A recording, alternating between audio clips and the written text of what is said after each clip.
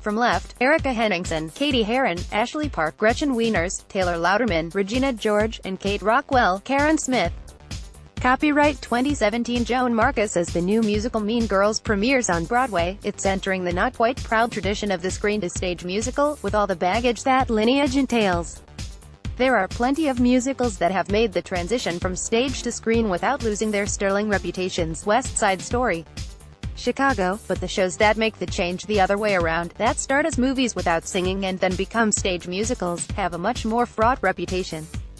For every underappreciated gem like Bring It On, the musical, with music by a pre-Pulitzer Lin-Manuel Miranda and a post-Pulitzer Tom Kitt, there's a flop like Breakfast at Tiffany's. It ran 4 Broadway performances total and closed before it ever officially opened.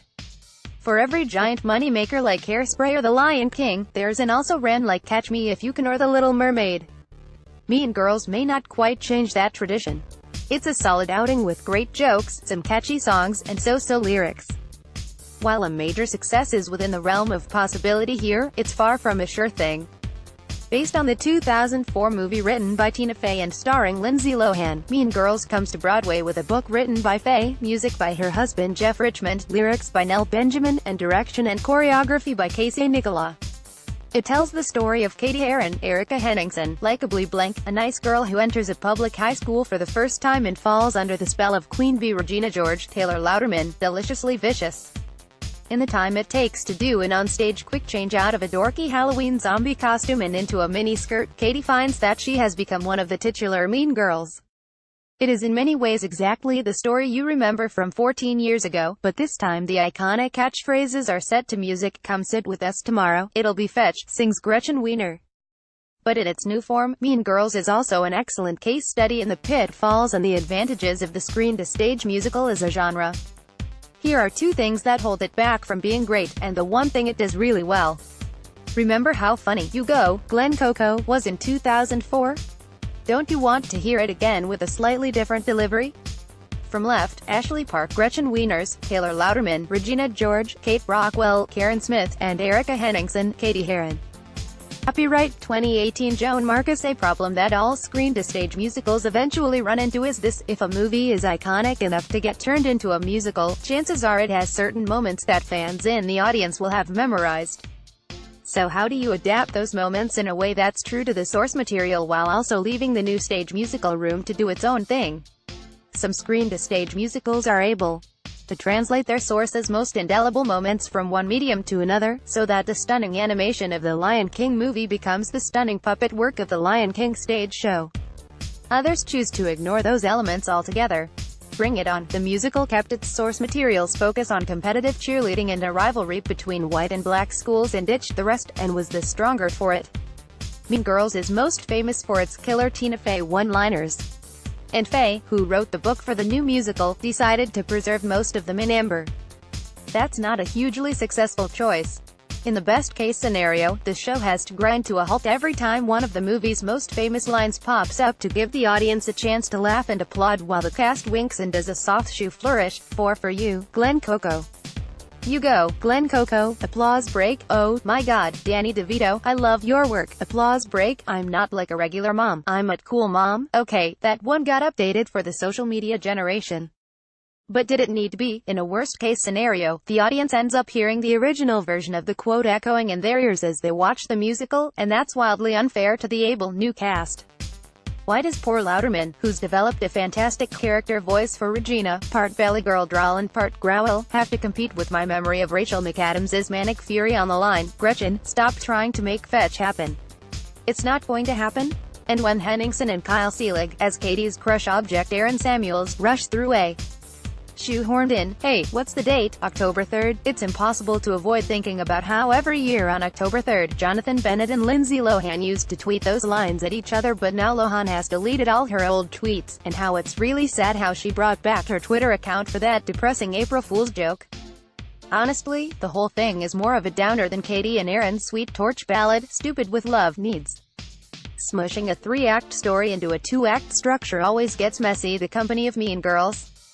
Copyright 2017. Joan Marcus. If you've ever seen The Lion King on stage, you might have experienced a brief and intense moment of confusion when the cast launches into Hakuna Matata, and you still haven't gotten to the act break.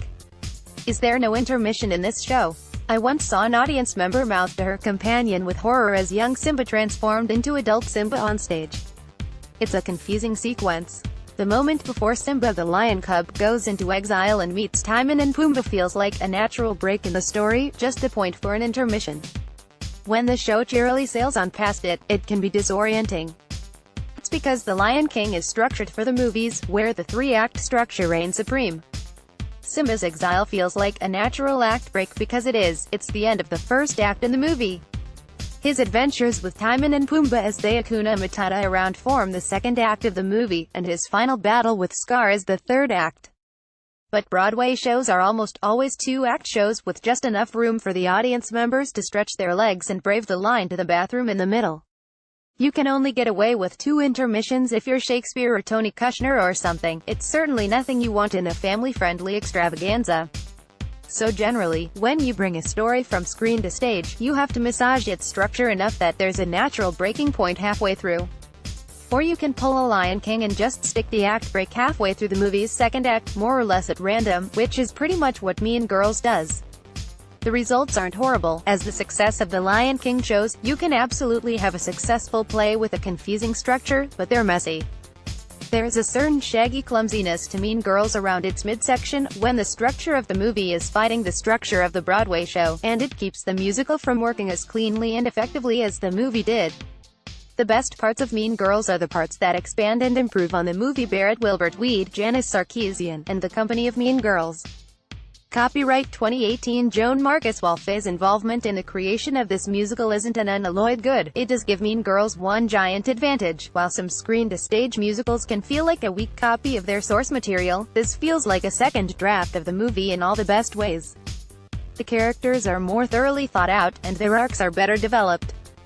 The nerdy glee that Cady takes in math gets plenty of room to breathe, and so does her anthropological study of Regina's predatory ways. Karen gets a better running joke than her movie counterpart's obsession with her psychic breasts. New parallels emerge between approval-hungry Gretchen and the hapless Mrs. George in a comic and surprisingly touching duet. Part of that is because, at 2.5 hours, the musical is a solid hour longer than the movie. But a lot of it is because of what musicals have to offer as a medium. Good musical theater song can take the audience deeply into a character's mind, and it can make that character come thoroughly to life in a way no other medium can quite manage. It's a feature that Mean Girls takes full advantage of. Most impressively, the musical is willing to look at the structures that make girls mean, where the movie threw up its hands and declared the meanness of girls to be just fate or something. Where the movie laughed at its girls, the musical is willing to seek the systems that make them act out, and point its jokes in that direction instead. That's why, despite its minor flaws, Mean Girls has the potential to be one of the truly successful screen-to-stage musicals. And even if it doesn't quite become a Broadway fixture like The Lion King, it's already outlasted Breakfast at Tiffany's.